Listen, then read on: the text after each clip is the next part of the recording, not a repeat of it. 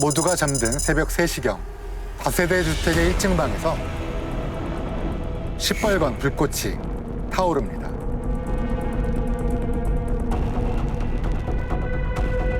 집에 아무도 없었어요? 살펴보니까 집주인으로 보이는 한 여성이 침실에 반드시 누워 있었습니다.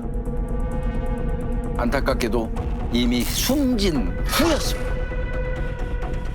연기 때문에 지식한 건가요? 그을림이 온방에 내려앉아 있는데 서랍장이 모두 열려 있고 구석구석이 어질러져 있었다고 합니다. 불을 피하면서 급하게 물건을 챙긴 걸로 예상이 되는데 반듯하게 누운 자세로 발견돼서 그건 아닐 것 같은데요. 조사를 좀 해보니까요.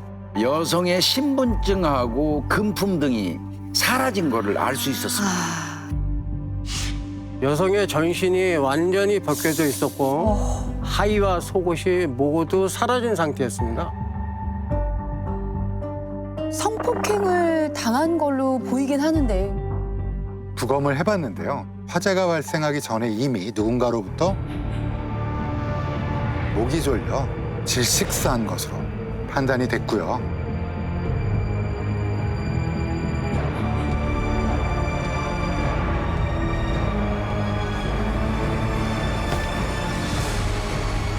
그럼 강도가 들어와서 강간도 하고 살인도 하고 방화까지 저질렀다는 거예요? 성폭행이라고 하는 것은 이제 성적인 모든 폭력 행위를 포괄해서 말하는 건데요.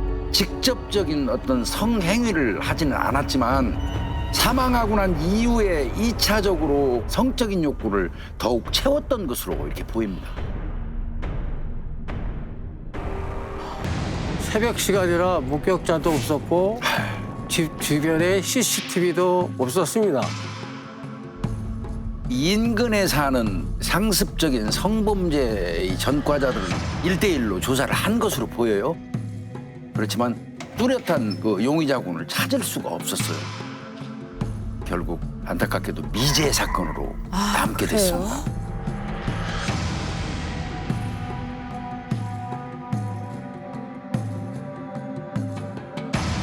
팔 년이 지났습니다. 새벽 5시경 112 신고 전화가 들어옵니다. 주택가에서 남성이 휴대폰으로 음란 동영상을 보고 있다는 신고였습니다.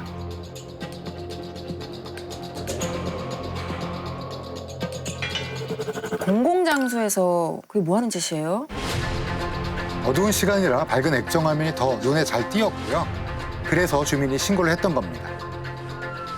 지구대 경찰이 즉시 출동을 해서 소지품 검사를 해봤더니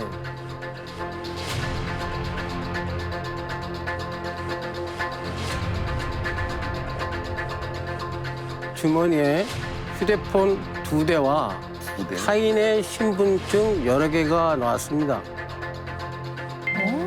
남의 신분증을 그럼 왜 가지고 있는 걸까요? 길바닥에 떨어져 있는 걸 주운 거래요. 경찰이 일단 경찰서로 임의동행을 합니다. 누군가가 수상하거나 범죄하고 관련이 있어 보일 때 예방하기 위해서 이루어지는 행정행위고요. 강제력을 행사할 수는 없어요. 동의를 어렵게 받아가지고 경찰서로 동행을 했던 거죠. 신원 조회를 해봤습니다. 강도 및 절도 등으로 전과 3범인 게 확인되었습니다.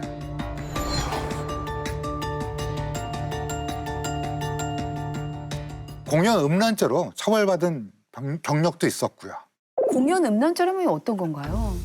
말 그대로 공연히 음란한 행위를 하는 것을 말합니다. 안에 이제 아무것도 안 입은 상태에서 영화배우 주윤발 씨처럼 긴 코트만 걸치고 나와서 갑자기 확 제치면서 나 좀 봐라 하고 하는 그런 형태인 사람들 있잖아요. 특히 여학교 주변에 이런 바바리맨들이 좀 많이 나타난다 이런 얘기도 있었고. 맞아요. 남성의 차량을 확인해 봤는데요. 트렁크를 열어보니까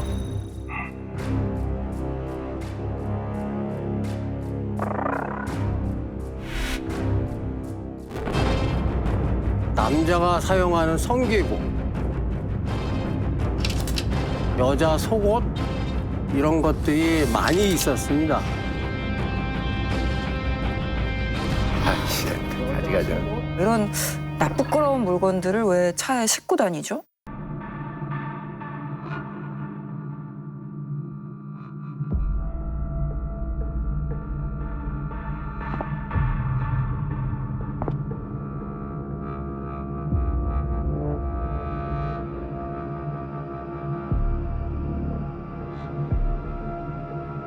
여성의 속옷만을 훔쳐서 가지고 있었습니다.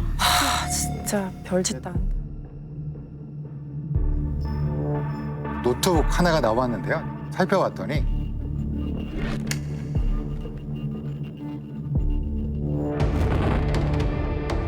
이게 뭐예요? 다른 사람의 신분증 4번 23개가 나왔습니다. 남의 어머. 와. 피해자가 있을 수 있기 때문에 신분증의 인물을 일일이 상세히 조사를 했습니다. 그럼 특이한 점이 좀 있었나요? 딱 한 명이 사망자가 있었습니다. 사망이요? 먼저 이야기를 나눴던 오. 주택가 그 방화 강도 살인 사건의 네네. 피해자였습니다. 여성 속옷이나 훔치고 좀도둑인 줄 알았는데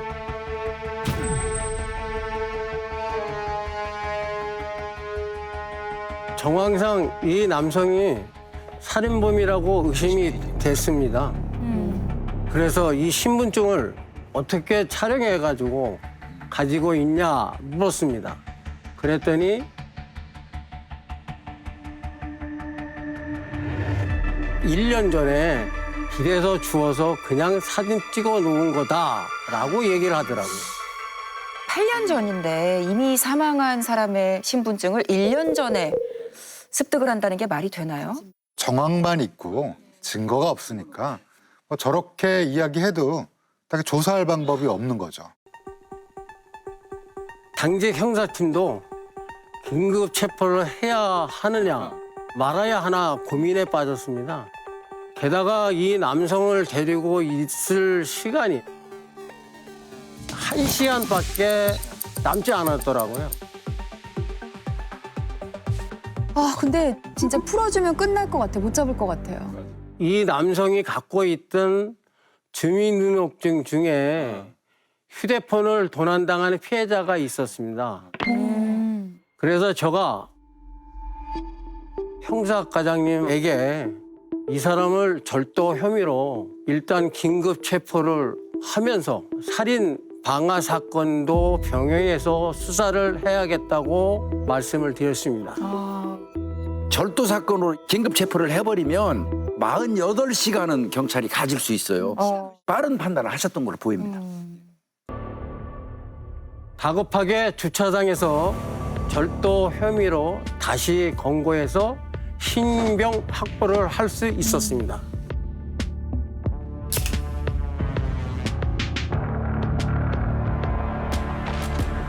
경찰이 바로 이 남성 집을 압수수색했는데요.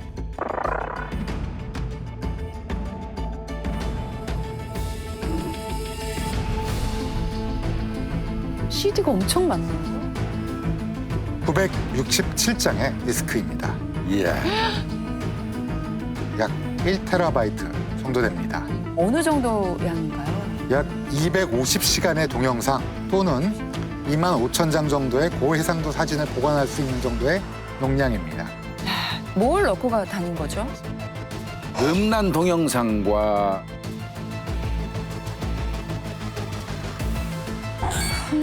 여성들의 사진 등등이 있었습니다. 제가 담당 형사로서 이 영상들을 모두 확인을 하다가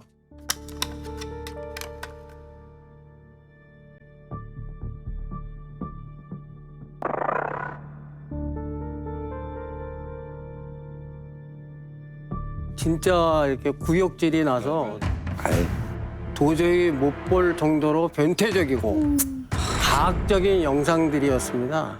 예.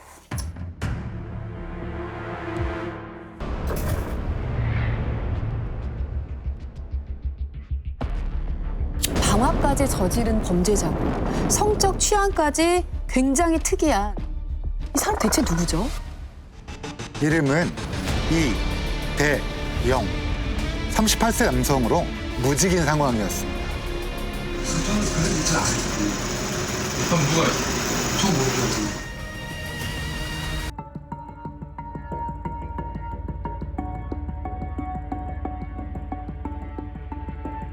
네가 죽었다는 주민등록증 인물은 2001년도에 죽었어. 수년이 지나서 어떻게 주민등록증을 지울 수가 있어? 설명해봐. 그게 왜 있을까요? 그게 왜 있을까?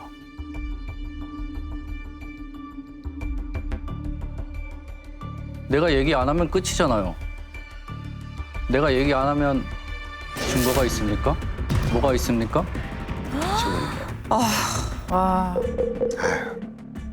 살인 방화 사건은 별다른 증거가 없었기 때문에 미제로 남았었잖아요. 범인의 자백이 굉장히 중요하거든요. 이걸 이대영도 안 겁니다. 그렇게 하루가 꼬박 지나갈 무렵에 이대영이 형사들을 이렇게 부르더라고요. 뭐라고요? 형님, 마음의 빗장을 좀 풀었나 보네요. 그동안 만난 형사는 자신을 추궁만 하려 했는데 내 이야기를 잘 들어준 사람은 형사님밖에 없다 그러더라고요. 제가 사무실 밖으로 나가서 이대영이 좀 마음을 연 것 같으니 살인 방화 사건에 대하여 추궁해보자라고 다른 형사에게 문자를 보내고 있었어요. 그때 마침 딱 문자가 오더라고요.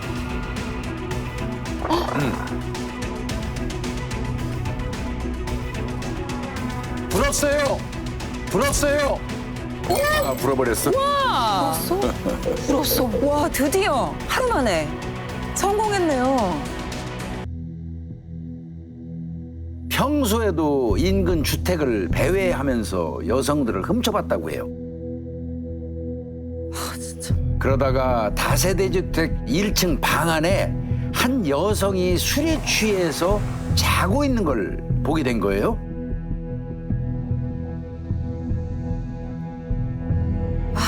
이대영은 훔쳐보는 행위 자체로 성적 만족감을 느끼는 관음증 성향도 있었던 것으로 보입니다. 너무 싫다 진짜. 굉장히 다양한 성적인 문제가 많았네요. 이대영이 혹시나 하는 마음에 현관문을 열었는데 왜 열어, 왜 열어?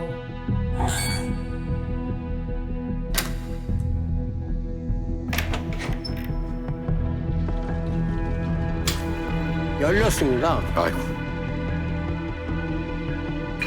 아, 진짜 남의 집 문을 왜 열어요? 집으로 들어간 이대영은 술에 취해서 잠자고 있는 여성의 신체를 추행을 했고요.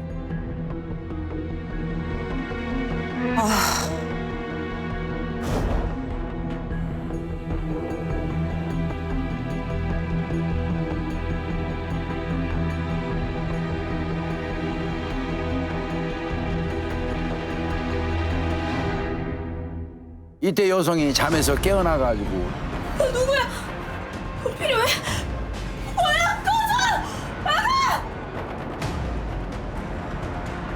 필사적으로 소리 질러야죠.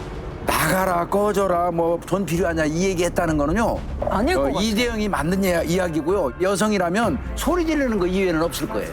잠결에 눈 떴는데 웬 모르는 사람이 내 침실에 와 있으면 정말 너무 끔찍한 악몽이죠.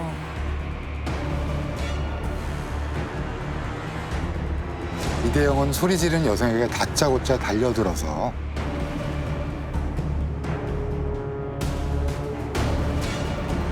목을 졸랐습니다.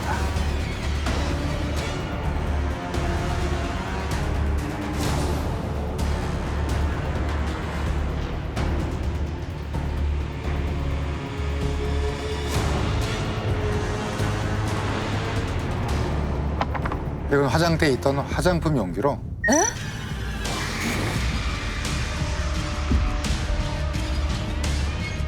화장품 용기로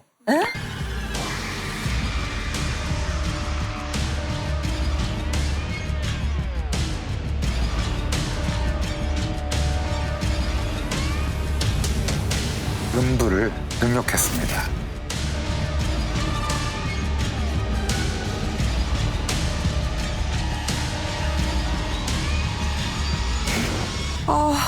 진짜. 소리만 안 질렀으면 죽이진 않았을 텐데. 아, 무슨 여자가 목소리가 그렇게 큰지.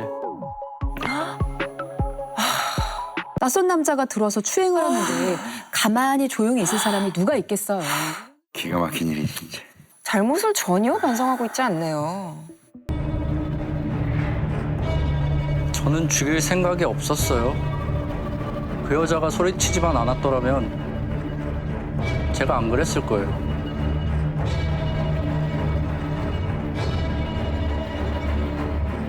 죽여야 하니까 죽인 거예요. 낯선 남자가 들어와서 자기를 해하려고 하는데 소리를 안 지르는 사람이 어디 있을까요? 이대영은 피해자를 계속 탓을 하고 있습니다. 자기 연민이 강하고 죄책감이나 양심의 가책을 거의 느끼지 못하는 사이코패스 성향에서 나타나는 대표적인 특징 중에 하나이기도 합니다.